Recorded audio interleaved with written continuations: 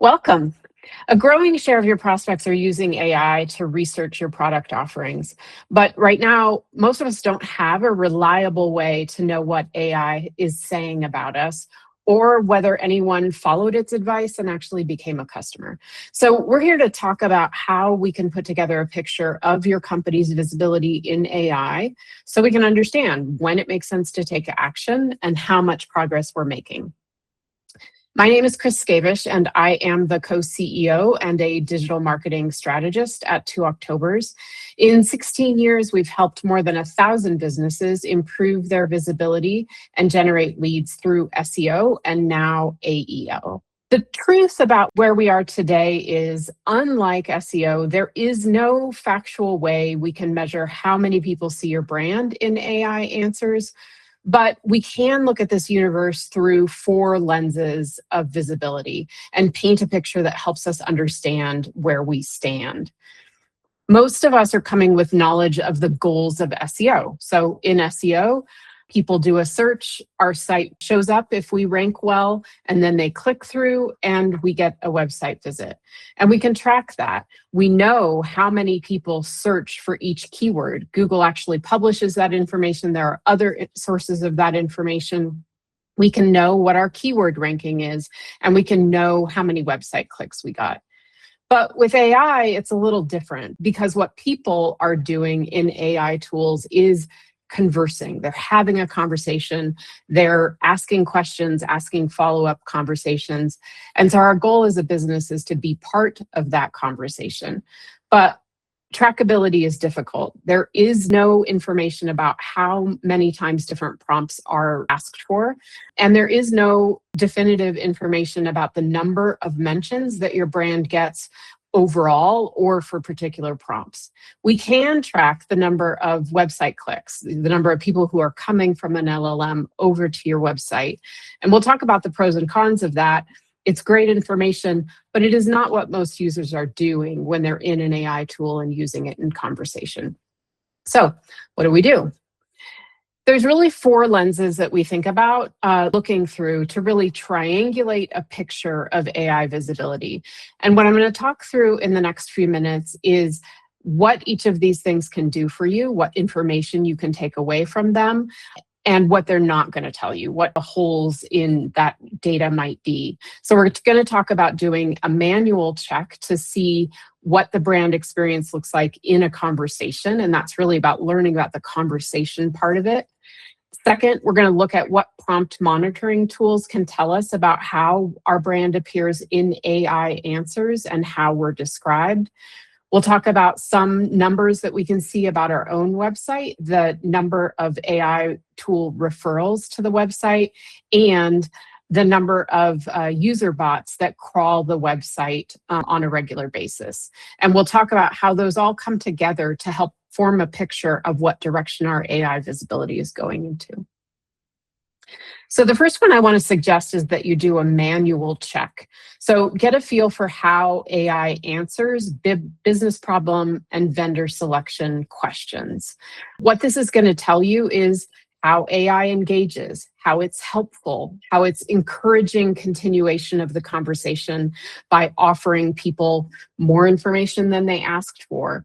And it will give you an initial sense of your brand visibility, maybe your brand sentiment, what the general idea or thought is around your business and what it does. And I just think that that experience of sort of how is your business reflected can be really useful for a starting place of thinking about how you want to show up in what kinds of searches and where. So the way that I would do this is to think about 4 categories of questions that you might converse with any AI tool related to your industry and business.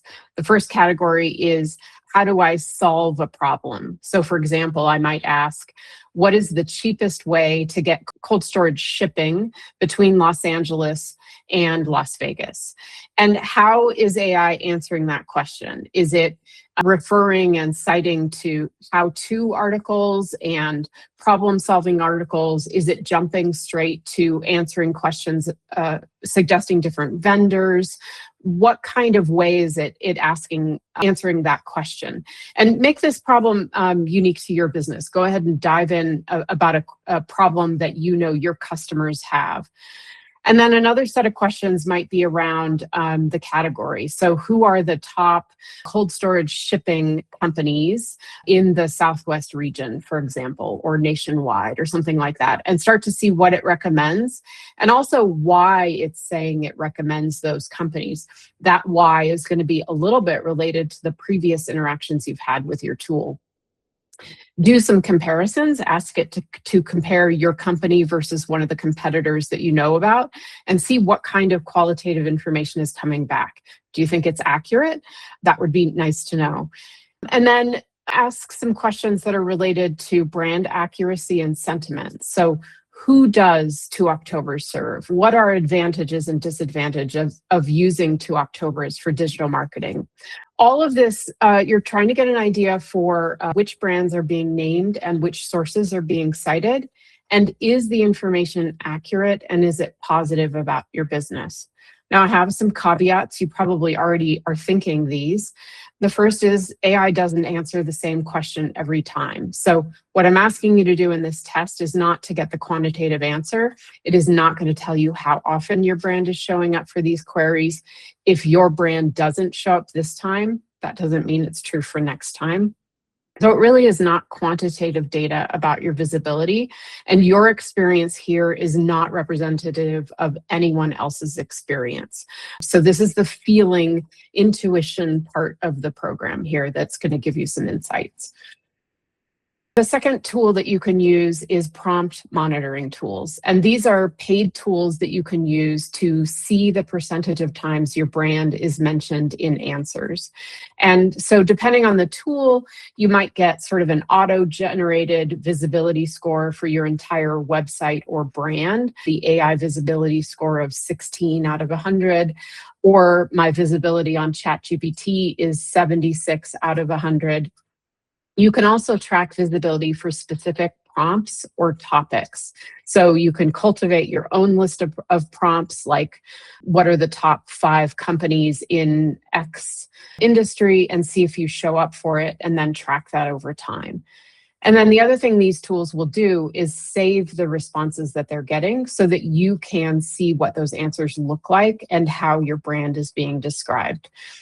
The advantage to these tools is that they are running these prompt queries frequently, over and over and over again at different times of the day from different geographic locations on theoretically clean accounts that don't have history. And so by doing this at scale, the idea is that they are narrowing in on an accurate and consistent answer of how often your brand shows up. What you need to do in these tools is go in and decide what prompts you want to monitor, and then the tool will query your prompt routinely. There's a lot of different tools that do this right now. It is an emerging field. The most robust ones that I'm aware of are fairly expensive. Profound is probably the industry leader in both functionality, trust, and cost. And then Peak AI is another respected tool. A lower budget tool that I like is called Wayk.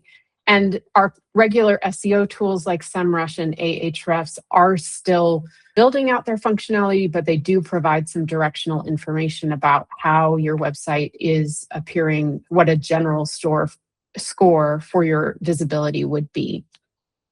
But the big caveat here is that no tool has data about the actual human prompting behavior that is happening. So everything that they're doing is inside of a lab environment, and it's based on either human or AI suggestions of what your prompt list should be. Are those good educated guesses? Probably, but they are educated guesses nonetheless. Whereas in SEO, we can get actual search volume for different queries, we cannot get prompt search volume. And so that makes this all, from my perspective, feel a little speculative for the cost that's involved in paying for some of these prompt tools. So we think this is an interesting way to look at things. It definitely provides value. If you're an enterprise and you've got the budget for one of these tools, it will definitely provide value and good stats that you can share with your executives, but it still feels a lot out of reach for a lot of our customers. So the third lens that you can look at is to see how many website visits from people came because they were referred from an AI website. So this is referral traffic that you are tracking in Google Analytics. And what it's going to do is give you a visibility trend over time that hopefully looks like this pretty graph, demonstrating that you are getting visibility and people interested enough to come over to your website, and it's increasing over time. Take a look at what the engagement rate is of that traffic versus other channels. I'm often seeing that the engagement rate is similar to organic SEO, but I've also had anecdotal reports from people who say that AI traffic seems to be more fully qualified once it comes to our website, and therefore it's a better sales lead for us. So take a look at that. You can also look at which pages AI is referencing and sending traffic to and infer what they might be talking about when they're sending that traffic over. So we have a blog, for example, that's about GA4 engagement rates and what that means. I can infer that that's a prompt that people are asking to understand what more about GA4 or what that engagement rate means. So looking at the pages that AI that you're getting traffic to from AI can give you some visibility into the types of topics that AI might be talking about you about. And I'll talk a little bit more about that in a minute. So how do you do this? You go into Google Analytics and you take a look at your referral traffic from all of the LLMs. That's the traffic acquisition report. You're going to use the session default channel group selection and look at the channel that is called AI Assistant. Now, this is a very new channel definition that Google added just in the last month or two. I actually don't like the data that it's pulling together. I don't think it's as complete as it should be. I'll see referral traffic from Gemini that doesn't get rolled up into this AI assistant channel. So a reminder that you can always create your own custom channel definition in Google Analytics. And we have a blog post that describes how to do that and what to put into the definition for that channel to include a wider set of AI referral sources. And then again, compare the AI sourced visitors against other channels with your engagement rate and your conversion rate metrics. And then take a look at the pages report, the landing pages report, to see which pages AI is sending traffic to. So of course, this is a limited view because most of the time AI mentions you, users are not going to click through. So what we're getting out of this is trended information, hopefully going up in the future, but it is not in any way an accurate reflection of the true numbers of visitors that you're getting. The other thing to realize is that visits from AI are undercounted in Google Analytics.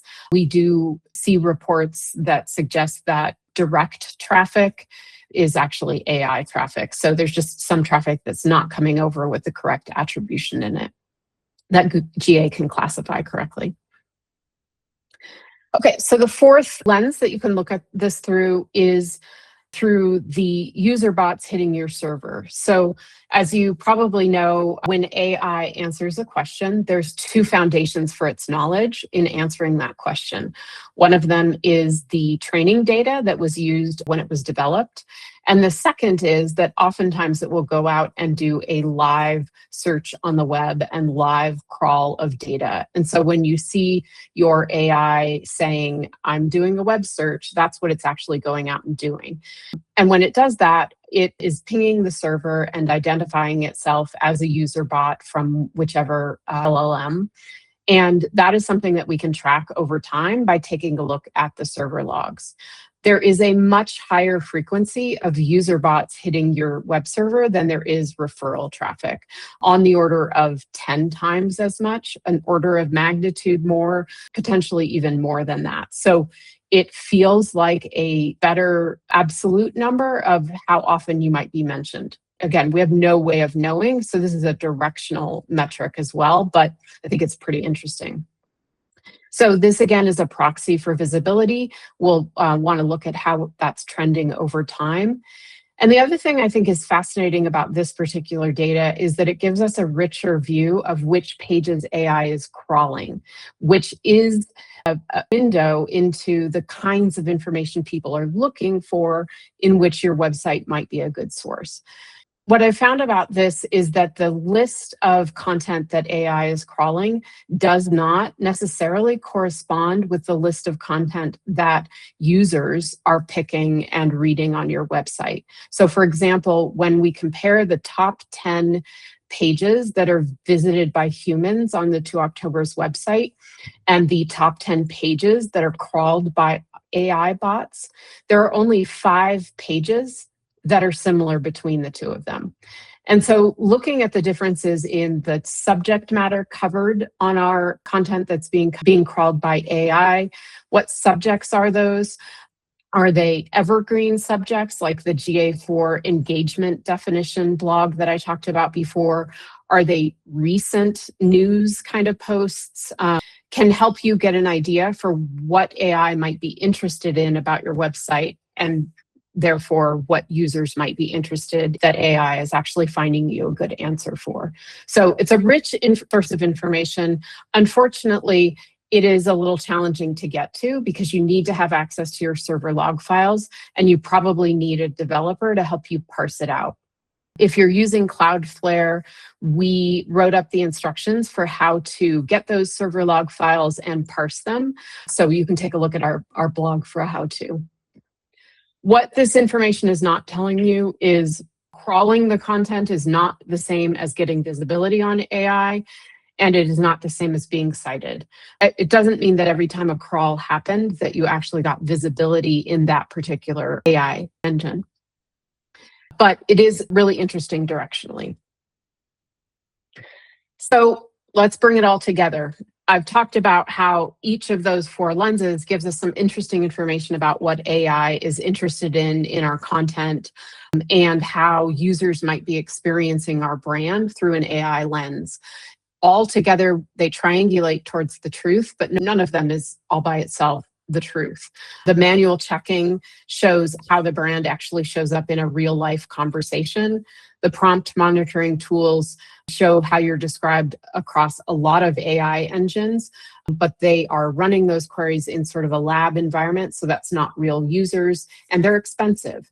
There's looking at referred AI traffic in GA4, which is a useful number, as is looking at the number of user bots that are crawling the website and where they're crawling exactly. The 5th bonus lens that I wanted to share is the idea of your search engine ranking. Several studies have shown that search engine ranking is highly correlated with AI visibility. So keeping an eye on this and working to improve your metrics around ranking, improving the impression volume and the number of queries that you're showing up for is also a valuable exercise. I also want to make a call out for a very new feature that's happening in Google Search Console. It's rolling out right now. I see it on some of our accounts and not on others of our accounts, and that is generative AI pages. And so what you can see in that report is the number of impressions in a generative AI environment that each page of your content got. So what do we do with all that data? I think that the lens that I encourage marketers to think about this through is, when should I act and how urgently should I act? Because in an ideal world, we'd all be working on improving everything all the time, but that's not really feasible. So when does it really make sense to invest in improving your AI visibility? And the first question would be whether you think LLMs have accurate information about a brand. And there's a couple key events that might make this more challenging. If you've recently had a merger or a brand change, I think you're going to want to invest in making sure that the signals are clear to the LLMs about that change. But there could be other inaccurate information, and there are ways that we can work to improve what AI knows about your brand. Is your AI visibility in line with your market position? So if you're feeling like these AI visibility numbers are not really equivalent to how you think you really stand in the market, then I would say that's probably an indication that your digital presence, your content strategy, your thought leadership, your brand definition has some room for improvement so that AI can understand what you are and how pervasive you are in your industry. So that's an opportunity for AI optimization investment. Then the other question would be what types of content AI is favoring on your website.